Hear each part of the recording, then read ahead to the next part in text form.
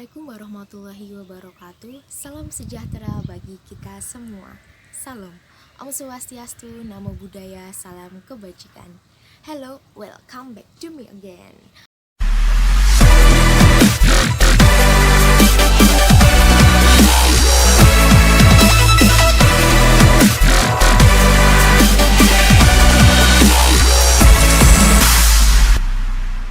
Welcome back to me again.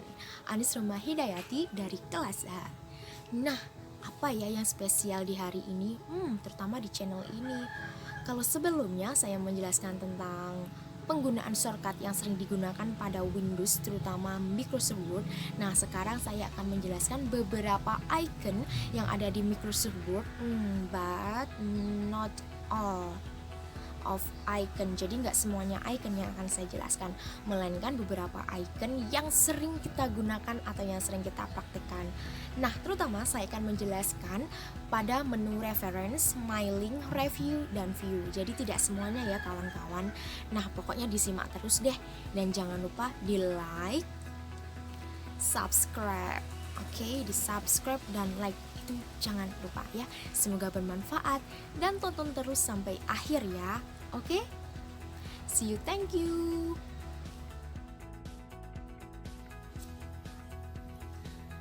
Oke, nah sekarang saya akan menjelaskan.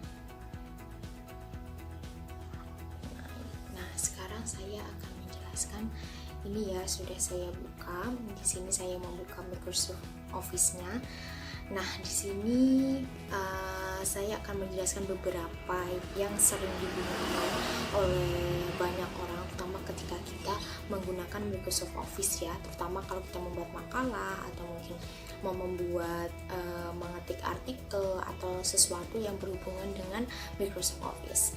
Nah, nih di sini saya akan memulai dari yang reference ya. Nah, di sini saya akan menjelaskan tentang reference terlebih dahulu. Beberapa icon-icon yang sering digunakan. Nah, yang pertama yaitu di sini ada ini ya, menunya, menu di bagian reference. Nah, di bagian reference ini banyak banget nih, ada table of content, add text, update table, insert footnote, insert endnote, footnote, show notes, insert citation, manage source dan sejenisnya. Nah, tapi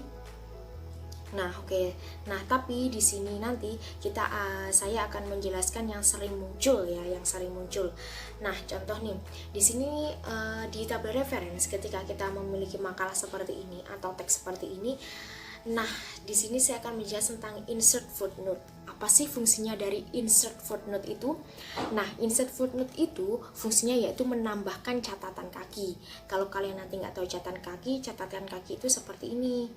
Nah, seperti ini. Coba nih saya klik ya. Nah, jadilah ini ditambah sehingga ada nomor 3 lagi kan. Jadi insert footnote itu berguna untuk menambahkan catatan kaki. Seperti itu. Selanjutnya yaitu next footnote. Next footnote itu fungsinya untuk memeriksa footnote dan endnote. Jadi memeriksa footnote, memeriksa bagian ini sama endnote. Endnote itu yang bagian akhir. Coba ya. Klik. Nah, seperti ini. Berarti footnote yang telah dibuat itu dalam satu dokumen ini adalah terdiri dari 1, 2, dan 3. Jadi memeriksa apakah ini sudah benar atau belum, seperti itu. Itulah fungsinya dari next footnote. Seperti itu ya. Next kita lanjut ke icon selanjutnya. Nah, kalau icon selanjutnya yaitu mailing. Kalau mailing ini dia jarang digunakan ya, karena mailing ini kalau seandainya kita mau nulis surat atau mungkin email baru ini digunakan. Tapi ini berhubungan dengan menggunakan pembuatan makalah atau artikel, jadi kita lewati saja ya.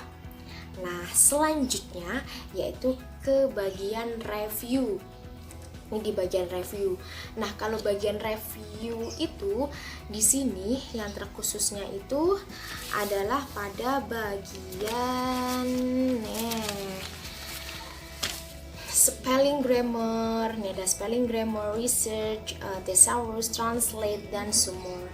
Nah, di sini juga jarang digunakan karena kalau review ini dia lebih seperti kayak pengecekan bahasa ya. Contoh nih saya ini dulu, terus saya spelling grammar, klik. Nah, ini tidak bisa karena kenapa di sini itu di Microsoft Office saya itu harus menambahkan beberapa tool yang berkaitan dengan di sini. Jadi kita lewati saja ya yang bagian review. Nah, yang sering digunakan lagi selain pada reference yang tadi yaitu tentang view. Nah, ini dia. Sebagian orang jarang ya mengetahui apa sih fungsinya dari view tersebut. Nah, padahal di view ini dia tuh seperti basic dari tampilan Microsoft Office tersebut ketika kita mengetik atau mungkin kita mau mempermudah pengerjaan ketika mengetik juga seperti itu. Coba ya. Di sini ada print layout, terus ada full screen reading, web layout, outline, draft. Terus ada zoom, ada 100%, one page, two page, page width, new window, arrange all, split, sama switch window, and then macros. Nah, kira-kira saya beli yang mana ya? Yuk, kita lanjut lagi. Nah, pertama yang saya jelaskan pada icon view itu adalah bagian print layout. Nah, print layout ini fungsinya untuk apa sih? Nah, oke, selanjutnya di sini ada print layout. Nah, di sini print layout apa sih fungsinya dari print layout itu? Nah, kalau print layout itu dia itu menunjukkan tampilan ya, menunjukkan tampilan asli ketika kita mau print asli. Jadi ini full text dan ini tuh ada rule-nya di sini. Nah, di sini ada rule-nya, menunjukkan rule-nya. Terus di sini tuh menunjukkan gambaran atau bentuk asli kalau seandainya akan di-print itu juga akan terbentuk kalau di sini.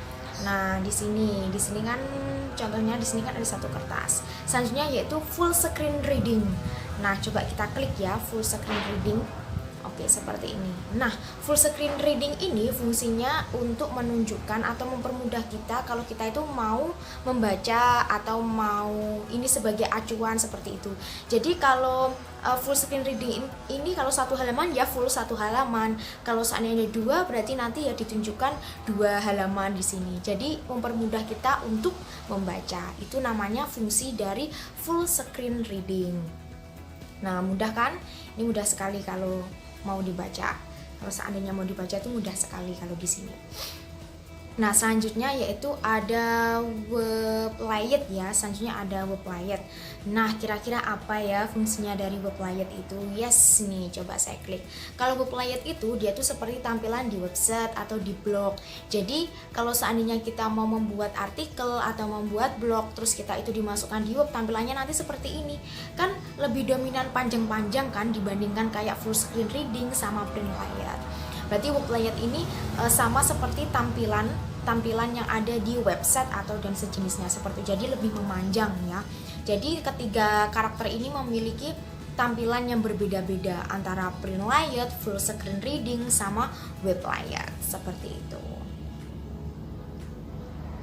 Nah, selanjutnya ini saya kembalikan ke print layout, lalu kita ke zoom selanjutnya. Nah, zoom itu kan open the zoom dialog box to specify the zoom level of the document. Itu artinya zoom itu lebih familiar dengan kata diperbesar seperti itu. Iya, hampir benar sekali.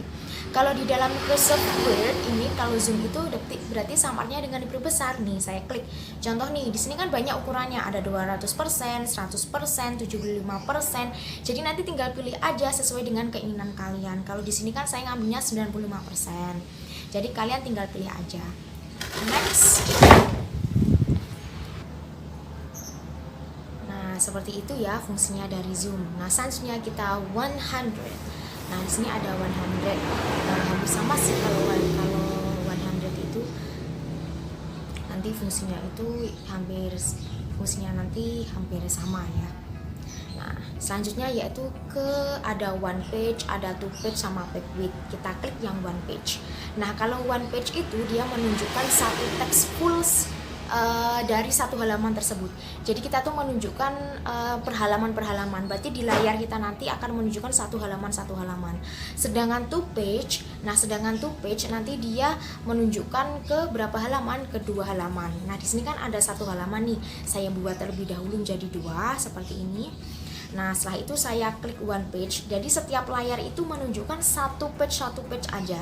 Di sini menunjukkan satu halaman kan. Jadi kalau one page ya kita menunjukkan satu halaman yang ukurannya itu kecil seperti itu. Biasanya buat ngedit. Kalau yang two page seperti ini dia menunjukkan 2 halaman per layar itu ya 2 halaman seperti itu. Untuk mempermudah pengecekan juga. Jadi ada satu halaman sama ada yang 2 halaman. Nah ini ya fungsinya ya. Jadi it is that easy. Jadi gampang sekali. Nah sudah tonton kan? Gimana? Simple kan? Pasti mudah diingat kalau seandainya kita mau mempraktekkan beberapa icon yang sering digunakan ketika kita ketika kita mengoperasikan Microsoft Word, pasti kita menggunakan icon yang tadi. Nah, jangan lupa di situ nanti langsung dipraktekkan dan ketika kita menulis artikel, esai, makalah atau dan sejenisnya, pokoknya ketika kita membuka Microsoft Word jangan lupa itu dipraktekkan ya. Oke. Nah, itulah beberapa icon yang sering digunakan oleh banyak orang, terutama saya juga. Semoga bisa bermanfaat dan jangan lupa tunggu channel dan tunggu tema-tema selanjutnya atau topik-topik selanjutnya, dan semoga tayangan yang tadi bisa bermanfaat, dan silahkan berkomentar di kolom komentar. Oke, see you, thank you. Saya aturkan terima kasih kepada dosen dan kepada teman-teman yang telah mendukung channel ini, dan semoga bisa bermanfaat. See you next time. Oke, wassalamualaikum warahmatullahi wabarakatuh. See you.